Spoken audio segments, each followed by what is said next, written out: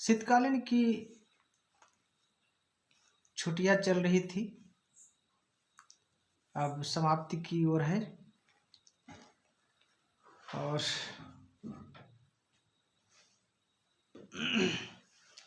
इसी बीच में प्रकृति की उतार चढ़ाव में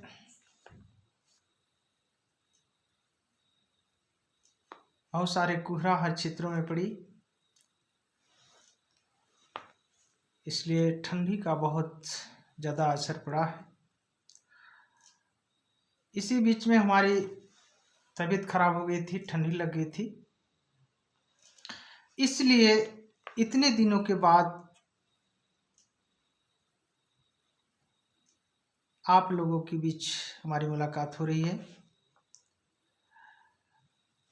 उन समस्त दिनों को मिलाकर और आज तक के लिए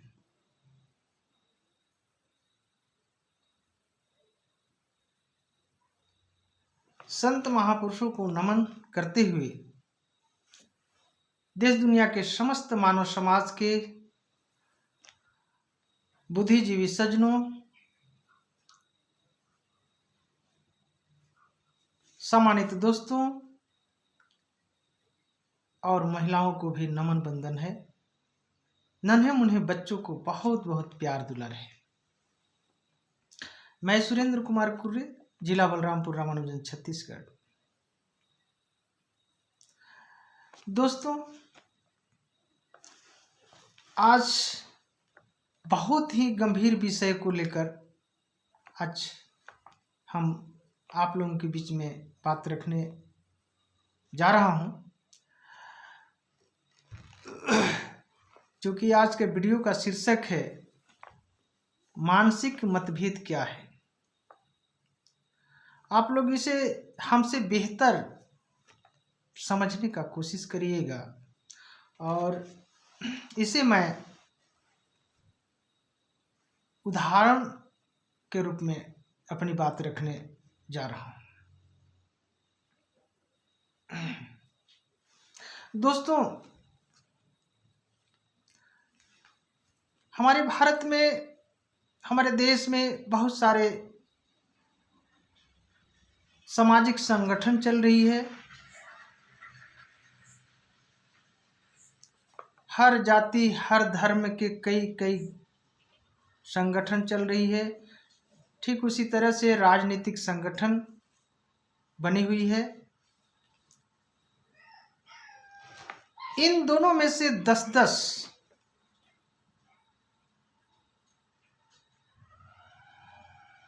यानी 20 को आप अपने उदाहरण के लिए आप अपने पास रखिए, थोड़ी देर के लिए समझिएगा,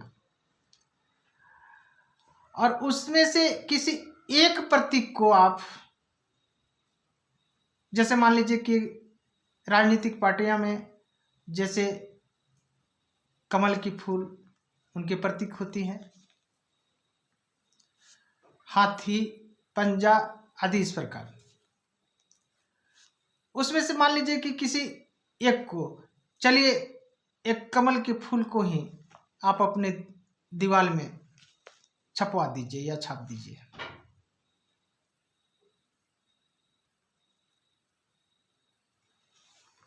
एक बात। दूसरी बात,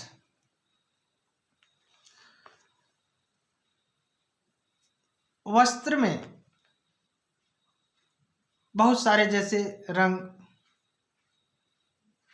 में से कत्था या गिरवा, नीला, पीला,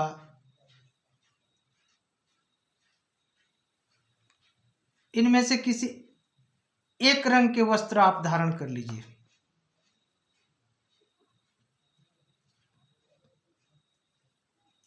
आपका एक चॉइस है, मान लीजिए आप नहीं जान रहे हैं उसके बारे में कुछ। राजनीतिक रूप से जो भी प्रतीक है, कमल हो, हाथी हो, चाहे जो भी हो, आप नहीं जान रहे हैं। उस कपड़ों के रंग का भी महत्व आप नहीं जान रहे हैं, फिर भी आपका चॉइस हुआ, आपका मन हुआ कि उसको धारण कर लिए और किसी एक प्रतीक को आप अपने दीवार में छपवा दिए। मान लीजिए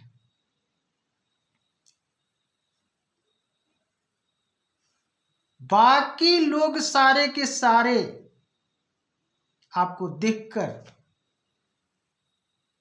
मानसिक रूप से बीमार हो जाएंगे,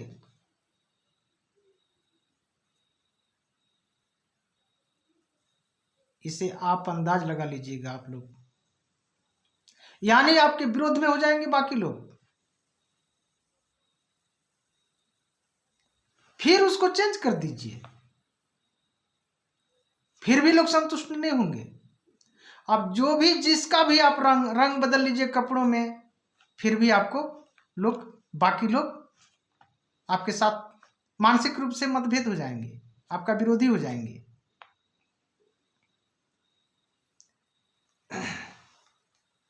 ये है मानसिक मतभेद।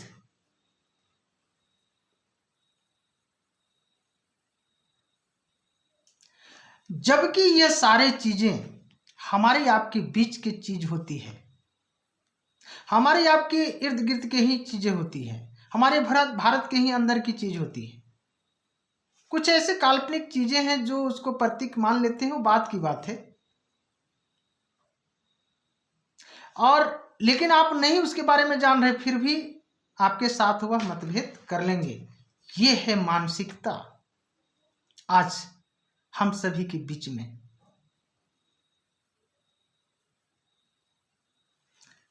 तीसरी बात में एक और भी गंभीर है। यहां तक कि आज खाकी वर्दी, काले कोट साधु के रूप में भी देखकर लोग भयभीत होने लगे हैं। मेरा मानना है कि 95% लोग भयभीत हो रहे हैं आज के 30-35 साल पहले। और चौथा मैं बता दे रहा हूं इसी में,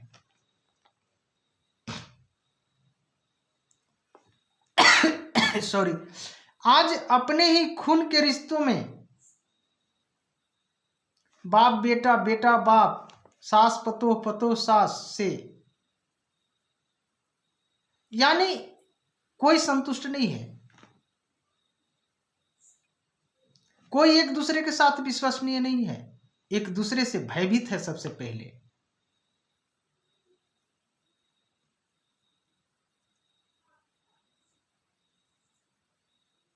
दोस्तों, हमारा जो दिखा हुआ चीज है, हम जो अनुभव किए हैं आज से 30-32-35 साल पहले, जब हम छोटे छोटे थे, उस समय की मुझे याद है। छोटे थे, मान लीजिए कुछ होशवास में थे, खाकी वर्दी को देख कर के लोग गदगद हो जाते थे। खाकी वर्दी धारण व्यक्ति को देखकर जब देहात में आते थे तो कुछ लोग तो डरते थे, खैर, लेकिन जो लोग समझते थे कि ये पुलिस वाले हैं, होते हैं खाकी वर्दी में, तो देख करके सबसे पहले दूर से ही, देखते ही, नजर पड़ते ही दिल से पहले वो नमन करते थे।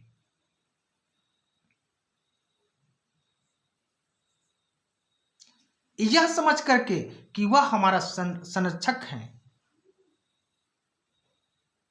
हम उनके बीच में जाएंगे तो हमारे उचित और अनुचित के बारे में मुझे समझाएंगे, और जो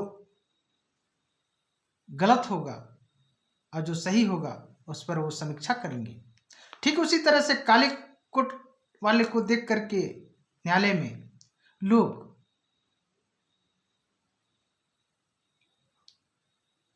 सम्मान पूर्वक उनको नमस्कार प्रणाम करते थे, यह समझ करके वह पीड़ित इसलिए करता था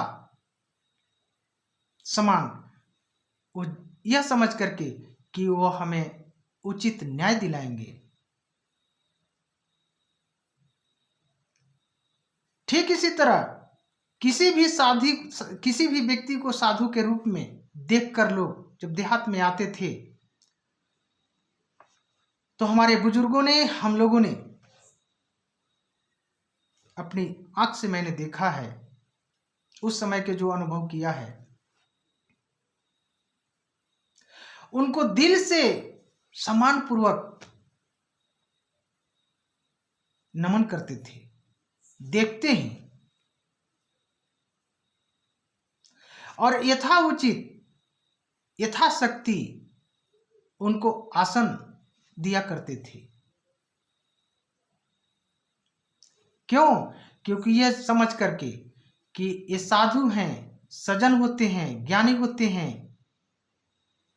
हर पहलू को समझदार होते हैं, हर पहलू के बारे में जानते हैं, और जो भी हमें मार्गदर्शन देंगे वो हम सभी समाज के लिए कल्याणकारी होगी दोस्तों। लेकिन इन तीनों से, ऐसे लोगों से आज लोग जो कमजोर हैं, लाचार हैं, जो मजबूर हैं, जो गरीब हैं, आज भयभीत हो रहे हैं दोस्तों। इसी प्रकार से हमने बताया कि आज अपने खून के रिश्ते में भी भयभीत हो रहे हैं, जीवन साथी के बीच में भी भयभीत हो रहे हैं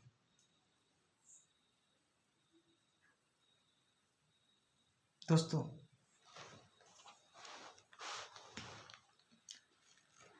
हम सभी एक भारत में रहने वाले हैं, हम सभी भारत के नमक रोटी खाने वाले हैं, उसके बावजूद भी एक दूसरे के साथ इतना भय, इतनी डर, इतनी मतभेद होने का क्या कारण है? मैं अगले वीडियो में बताऊंगा, अगले भाग में। और मैं ये बता देना चाहता हूं दोस्तों कि हमारी व्यस्तता के कारण तबीयत कभी कभी डिस्टर्ब, जैसे प्राकृतिक के उतार चढ़ाव में हमारा शरीर अनुकूलित नहीं रह पाता है, क्योंकि बहुत ज़्यादा हमारा थकान हो जाती है। और जैसा कि हमारी दवाई भी चल रही है पहले से, जो डिप्रेशन का, तो पहले की जो वीडियो का जो विषय जो छूट गई है, कई वीडियो का जो भाग, अगला भाग का जो विषय छूट गई है, मैं उस पर भी मुझे ध्यान है, मैं उसको भी पूरा करूँगा। और आप लोग के बीच में आज का इतना ही। सभी को नमस्कार, प्रणाम, पुनः जय भीम, जय समझ समाज।